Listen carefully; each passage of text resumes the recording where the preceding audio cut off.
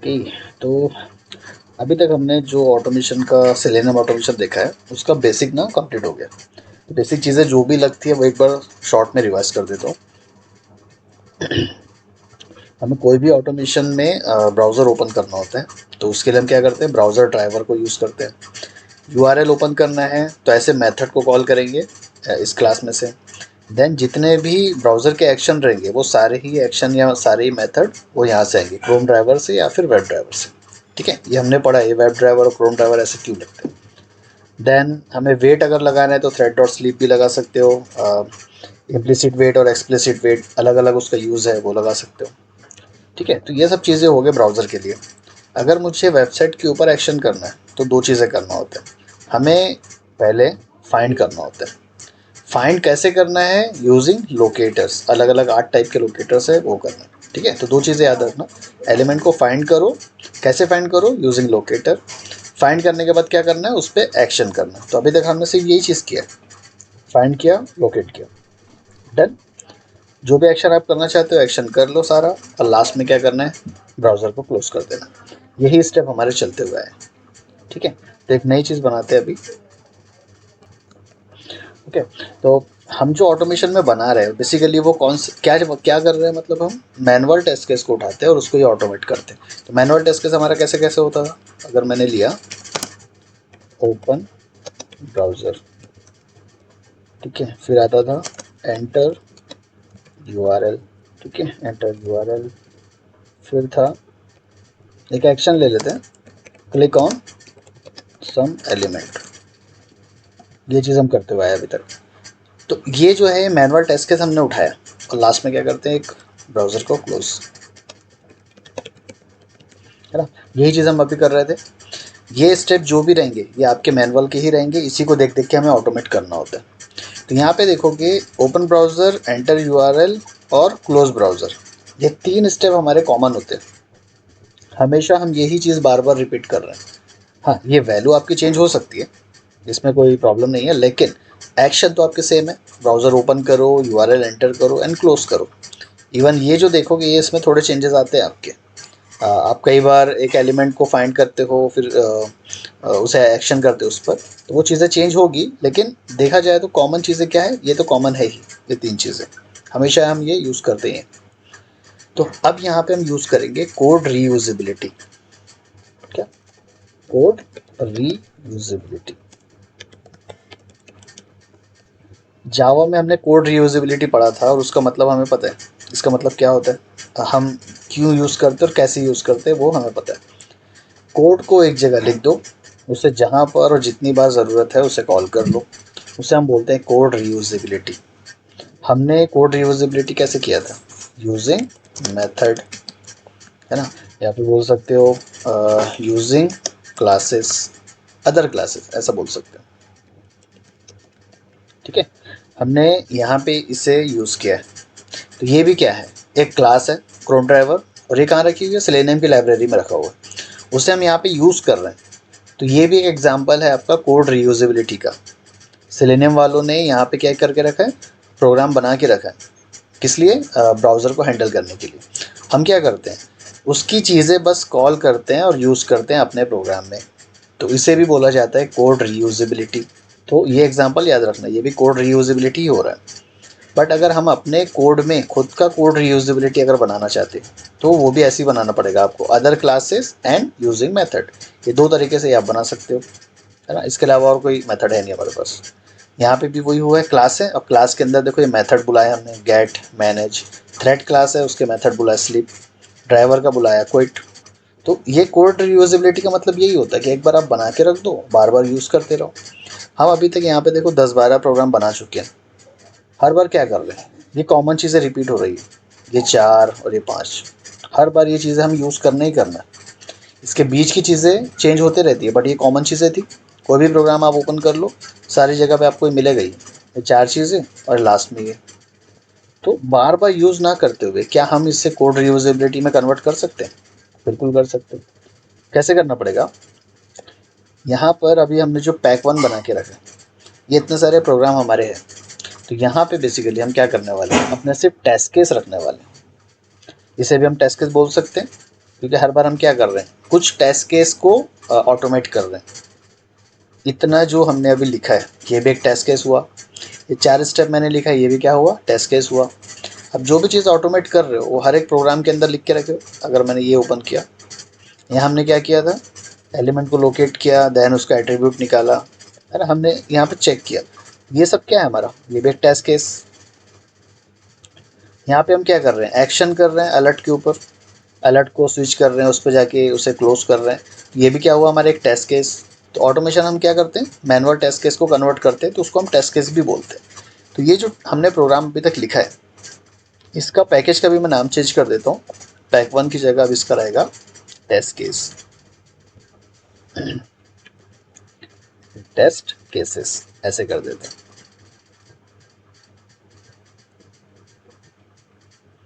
ठीक है, सारी जगह इस पैकेज का नाम अब चेंज हो गया टेस्ट केसेस।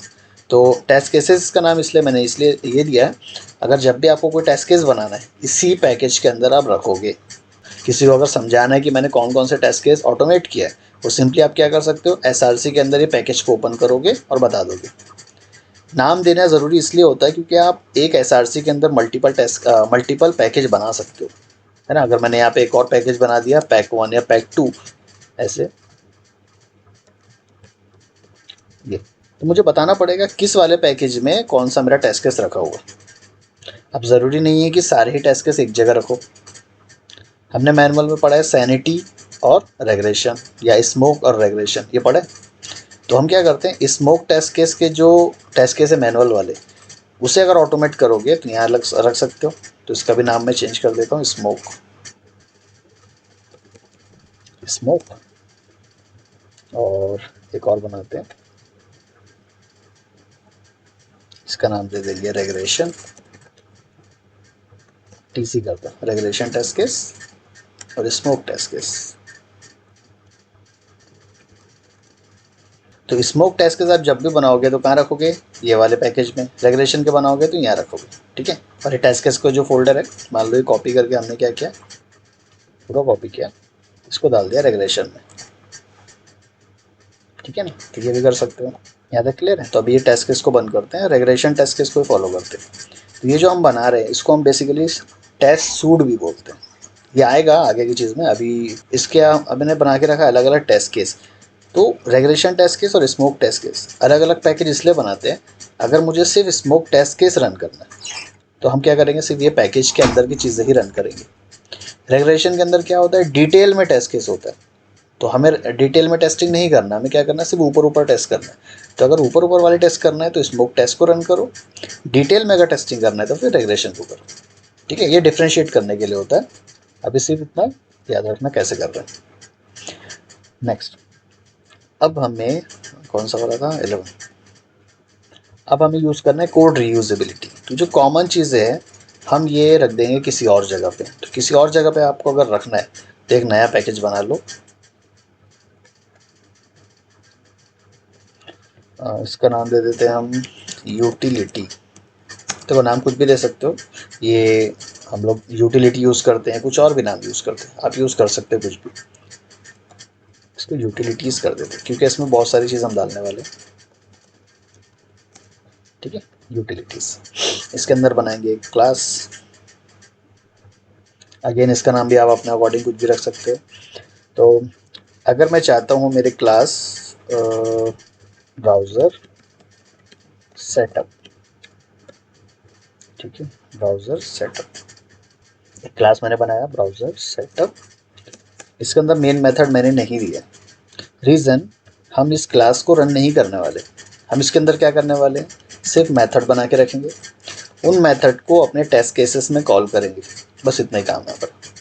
तो हम यहाँ पे क्या क्या बनाने वाले, एक मेथड बनेगा public static void open browser, ठीक है। एक मेथड बनेगा public static void close browser, ठीक है। यहाँ पे क्या चीज़ रखने वाले, जो हमारा कॉमन चीज़ थी ब्राउज़र को ओपन करना, ओपन करने के लिए मान लो ये दो चीज़ें, चलो अलग अलग नहीं करते, सिर्फ इतना, इसको उठा के यहाँ रख दो, यहाँ रख दिया। क्लोज ब्राउज़र का जो कोड है उसे भी कॉपी कर लो, देन इसे यहाँ पे रख दो। ये एरर दे रहा है, कोई बता सकता है एरर क्यों आ रहा है और कैसे सॉल्व करें? जावा के अंदर एक कॉन्सेप्ट हुआ है हमारा, ग्लोबल बनाना पड़ेगा किसको? Web driver, correct. ये देखो अभी वेब ड्राइवर मेरा यहाँ पे इनिशियलाइज्ड है, तो ये किसके अंदर है? ओपन ब्राउज़र के अंदर है, तो ये हो गया इसका लोकल। अब यही ड्राइवर को मैं यहाँ पे यूज़ कर रहा हूँ बाहर, मतलब मेथड के बाहर, तो लोकल चीज़ें उसके अंदर ही होती है, बाहर तो यूज़ कर नहीं सकते। तो अगर मुझे हर जगह यूज़ करवाना है तो उसको ग्लोबल बनाना पड़ेगा, तो ग्लोबल के लिए यहाँ पे हम यूज़ करेंगे ऐसे, हो गया। अब ये ड्राइवर, इसको हटा देना से, अब ये ड्राइवर आपका यहाँ भी यूज़ हो रहा है और यहाँ भी यूज़ होगा, लेकिन अभी भी एरर दे रहा है क्योंकि हमें इसको बनाना पड़ेगा स्टैटिक। ठीक है, इसको एक काम करते हैं, नॉन स्टैटिक ही रखते हैं। ओके, यहाँ तक क्लियर है अभी? तो हमने एक वेब ड्राइवर ग्लोबली बना दिया, यहाँ पे उसको इनिशियलाइज़ किया और यहाँ पे एक मेथड को यूज़ किया, हो गया कॉमन। अब ये भी एक चीज़ है, इसे भी हम क्या करेंगे, एक मेथड में यूज़ कर लेंगे। इसका नाम देते हैं पब्लिक वॉइड एंटर URL, और इसके अंदर यूज़ कर लेंगे इसे। क्या गलती कर रहे हैं हम? अगर मैं ऐसे 3 मेथड बना के रखा हूँ, ये 3 मेथड को अब टेस्ट केसेस में यूज़ करने वाला हूँ कहीं पे और, तो ऐसे रखने से क्या हो जाएगा, कुछ प्रॉब्लम आएगी या नहीं आएगी? हमने यहाँ पे URL को हार्ड कोडेड रखा है। अगर मैं इस मेथड को किसी और टेस्ट केस में कॉल करता हूँ तो ये अंदर का कोड रन होगा और हर जगह यही वाला URL हिट होगा, तो हम ये चीज़ नहीं करने वाले। इसके लिए दूसरा तरीका है, वो देखते हैं अभी। अभी तीन चीज़ क्लियर है, ओपन ब्राउज़र, एंटर URL और क्लोज ब्राउज़र, ये तीनों का मेथड यहाँ पे मैंने बना के रख दिया। नेक्स्ट, अब यहाँ पे क्या करना पड़ेगा, ये कॉमन चीज़ें जो मैंने वहाँ पे रखा है, यहाँ से इसको डिलीट कर दो, ये भी डिलीट और ये भी डिलीट और ये भी डिलीट। मैक्सिमाइज वाला कोड भी है ना, इसको भी हटा ही देते हैं। इसको हम रखते हैं URL ओपन होने के बाद, जैसे URL ओपन करेगा वो मैक्सिमाइज कर देगा। कॉमन चीज़ें मैंने कहाँ रखा है, ब्राउज़र सेटअप के अंदर रखा है, और ब्राउज़र सेटअप कहाँ प्रेजेंट है, इस यूटिलिटीज़ में, और हमारी चीज़ें कहाँ प्रेजेंट है, इस रेग्रेशन में, या फिर बोल सकते हो इस टेस्ट केस में प्रेजेंट है। अब बताओ इस चीज़ को या इन 3 मेथड को मुझे अपने प्रोग्राम में कॉल करना है तो कैसे करें? ये क्लास है, इस क्लास की चीज़ें अपनी क्लास में यूज़ करना है तो 2 ही तरीका होता है, या तो ऑब्जेक्ट बनाओ या इनहेरिटेंस यूज़ करो, इसके अलावा तो कुछ है ही नहीं तीसरी चीज़। हम यहाँ पे बनाते हैं उस क्लास का ऑब्जेक्ट, यही चीज़ तो और क्या कर सकते हैं, PS equal to new browser setup, ठीक है। अब यहाँ पे इंपोर्ट करने का प्रॉब्लम, इंपोर्ट क्यों बोल रहा है, क्योंकि हमारा प्रोग्राम है रेग्रेशन टेस्ट केस में और ब्राउज़र सेटअप प्रेजेंट है यूटिलिटी में। दूसरे पैकेज की चीज़ें अगर यूज़ करना है तो क्या करते हैं, इंपोर्ट। अब BS डॉट, सबसे पहले मुझे क्या करना है, ब्राउज़र ओपन करना है, तो ओपन ब्राउज़र का मेथड कॉल कर लो, है ना, ये पहला स्टेप मेरा क्लियर। नेक्स्ट क्या करना है, एंटर URL, तो उसके लिए भी मेथड है BS dot enter URL। Third click on, अच्छा थर्ड वाला भी यूज़ करते बाद में। फोर्थ वाला क्या है, क्लोज, तो BS डॉट क्लोज ब्राउज़र। देखो मुझे यहाँ पे कोड लिखना ही नहीं हो रहा, मैं सिर्फ क्या करता हूँ, चीज़ें कॉल करता हूँ और वो एग्जीक्यूट हो जाएगी। यही चीज़ें आप सारे प्रोग्राम के अंदर कर सकते हो। इससे फ़ायदा ये हो रहा है, आप यहाँ पे ये जो 4 लाइन का कोड है, 1 2 3 और ये 4, ये 4 लाइन का कोड आपने यहाँ पे लिखा हुआ है, एक बार लिख दो, अभी सारे मेथड में कॉल कर लो।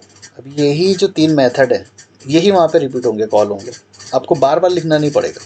वरना क्या हो रहा था, ये 4 लाइन आपको बार बार लिखना पड़ता था, होता ना। तो इसको मिनिमाइज़ करने के लिए हमने क्या कर दिया, सिर्फ उसको मेथड में कन्वर्ट कर दिया। तो इसको बोलते हैं कोड रीयूजेबिलिटी। एक जगह पे चीज़ें रख दो और जब जब आपको ज़रूरत है उसको कॉल करते रहो, डन। अब ये ब्राउज़र ओपन कर देगा, ये इंटर URL का मेथड को कॉल करेगा, तो ये मेथड जब कॉल करेगा तो यहाँ पे देखो गेट के अंदर क्या है, यह URL प्रेजेंट है। अब जब जब इस मेथड को आप कॉल करते हो, मतलब ये इंटर URL को जहाँ भी कॉल करोगे, हर बार क्या होगा, ये URL आपको मिलता जाएगा। बट हमें ऐसा नहीं चाहिए, हमें हर टेस्ट केस में अलग अलग URL अगर यूज़ करना है तो आप क्या करो, ये जो URL है यहाँ से हटा दो अभी के लिए, इसे यूज़ करो यहाँ पर। पहले जैसे ही दिख रहा है आपका, लेकिन इसका फ़ायदा बता दो। आपने यहाँ पे मेथड को मेथड के अंदर क्या किया, एज अ आर्ग्यूमेंट यहाँ वैल्यू पास कर दिया। अब एंटर यूआरएल जो मेथड यहाँ प्रेजेंट है, ये एरर दे रहा है ना, यहाँ पे यहीं पे एरर दे रहा है, यहीं पे देखो क्यों। आपने यहाँ पे दिया है आर्ग्यूमेंट, और ये एंटर यूआरएल ये वाला यहाँ पे आर्ग्यूमेंट नहीं है। तो मेथड हमने पढ़ा था तो विद आर्ग्यूमेंट और विदाउट आर्ग्यूमेंट, ये मेथड भी पढ़ा था। अगर आप किसी मेथड को बुलाते हो और उसके अंदर आर्ग्यूमेंट है, तो आपको यहाँ से आर्ग्यूमेंट पास करना पड़ता है। हम यहाँ पे उल्टा कर रहे हैं, आर्ग्यूमेंट यहाँ पे है ही नहीं, मतलब ये कोई वैल्यू लेता ही नहीं है, बट हम क्या कर रहे हैं, यहाँ से एज अ आर्ग्यूमेंट एक स्ट्रिंग वैल्यू भेज रहे हैं। तो अब क्या करना पड़ेगा, ये वैल्यू अगर वहाँ भेज रहे हो तो यहाँ पे कैच करने के लिए उसी टाइप का एक वेरिएबल चाहिए, स्ट्रिंग यूआरएल। अब यहाँ पे पास कर दो यूआरएल। तो क्या होगा, जब इस मेथड को बुलाओगे एंटर यूआरएल, आप अपने पास से भेज रहे हो ये यूआरएल, ये सेम ड्राइवर डॉट गेट के जैसे काम कर रहा है। अब गेट मेथड में भी एक आर्गुमेंट भेजते थे ये वाला, वो गेट मेथड में जाता था यूआरएल और आपको ब्राउज़र ओपन करके लाता था। तो ये भी वैसे ही काम कर रहा है। एंटर यूआरएल आप कॉल कर रहे हो, साथ में एक आर्गुमेंट भेज रहे हो, वो आर्गुमेंट जाएगा कहाँ पे, इस एंटर यूआरएल मेथड में। उसे कैच कौन करेगा, ये स्ट्रिंग यूआरएल। इस यूआरएल में वो वैल्यू है वो पास कर दो यहाँ पे। तो गेट मेथड जो आपका पहले काम करता था यूआरएल ओपन करने का, वो डिपेंडेंट है इस पर। तो गेट मेथड आपने कितनी बार कॉल किया, मतलब यूज़ किया या कॉल किया बोलो, सिर्फ एक जगह पे कॉल किया आपने। आप हर जगह गेट मेथड को कॉल नहीं कर रहे हो, आप क्या कर रहे हो, एंटर यूआरएल मेथड को कॉल कर रहे हो हर जगह।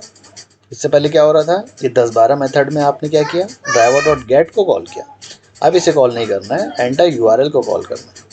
साथ में एक यूआरएल को भेज दो, वो यूआरएल आएगा यहाँ पे, और गेट मेथड क्या करेगा, उस यूआरएल के अकॉर्डिंग ब्राउज़र को ओपन कर देगा, हाँ वेबसाइट को ओपन कर देगा। इस प्रोग्राम को भी रन कर दें। यहाँ पे मेन मेथड नहीं है, बता दिया मैंने ना, क्यों नहीं था, क्योंकि हम इससे एग्जीक्यूट नहीं करते, सिर्फ इसकी चीज़ें कॉल करते हैं। यहाँ पे मेन मेथड है, यहाँ पे आप कॉल कर यूज़ कर सकते हैं इसको एग्जीक्यूट करने के लिए।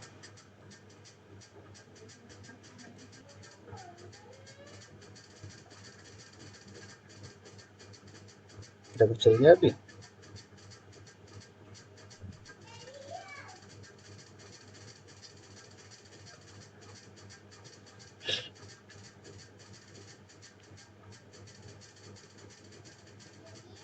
ओके, तो उसने क्या किया, ओपन किया, एंटर यूआरएल किया, और उसमें मैक्सिमाइज भी किया उसको ब्राउज़र को, देन क्लोज कर दिया। तो यही टाइप से रियल मतलब प्रोजेक्ट जब होता है तो हम ऐसे कोड रीयूजेबिलिटी करके ही करते हैं। हर चीज़ें एक अलग क्लास में लिख के रखते हैं।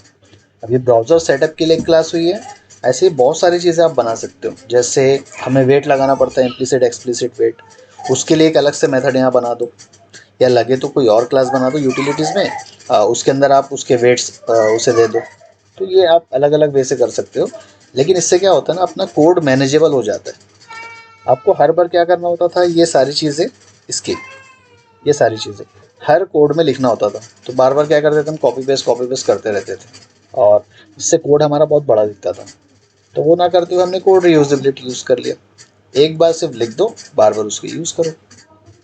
यहाँ पे हमने ब्राउज़र सेटअप को ऑब्जेक्ट बनाने के बाद इसको प्रोग्राम जो मेथड है उसके वो यूज़ किया। दूसरा तरीका क्या है इसका, इसको एक्सटेंड भी कर सकते हो, एक्सटेंड्स ब्राउज़र सेटअप। ठीक है, ये दूसरा तरीका है ब्राउज़र सेटअप। अब ब्राउज़र सेटअप आप करोगे, ये सारे मेथड आपके क्या हो गए, यहाँ पे आ जाएंगे। अब यहाँ पे मेथड आ गए तो वो क्या है, पहले तो देखो ये सारे के मेथड नॉन स्टैटिक है। ये नॉन स्टैटिक मेथड उठ के ये आ गए यहाँ पर, ऐसे आ गए। अब इन नॉन स्टैटिक मेथड को यहाँ पे कॉल करना है तो अगेन क्या करना पड़ेगा, ऑब्जेक्ट बनाना पड़ेगा। लेकिन इस बार जो ऑब्जेक्ट बनेगा वो ब्राउज़र सेटअप का नहीं बनेगा, वो किसका बनेगा, डे 11 का। तो ये था इनहेरिटेंस का कॉन्सेप्ट। जब हम क्या करते हैं, एक्सटेंड करते चीज़ें, तो वो इस क्लास में आ जाती है ना, इस क्लास में आ जाते हैं। तो जब इस क्लास में मेथड आ गए तो ये नॉन स्टैटिक है, तो ऑब्वियसली हमें ऑब्जेक्ट बनाना पड़ेगा। तो ऑब्जेक्ट जो बनेगा डे 11 का बनेगा, इसका नहीं बनेगा। अगर इसका ऑब्जेक्ट बनाना ही था तो फिर एक्सटेंड की ज़रूरत ही नहीं थी यहाँ पे, है ना। तो दोनों कॉन्सेप्ट थोड़े से मिसमैच हो जाते कई बार। आप क्या करते हो, एक्सटेंड तो करते ही करते हो साथ में, ठीक है, ऑब्जेक्ट भी बना रहे हो, तो लोग बोलते हैं फिर ऑब्जेक्ट क्यों बना रहे, लेकिन ये नहीं देखते कि ऑब्जेक्ट किसका बन रहा है, पेरेंट का बन रहा है या चाइल्ड का बन रहा है। ये भी चीज़ें थोड़ा देखना होता है।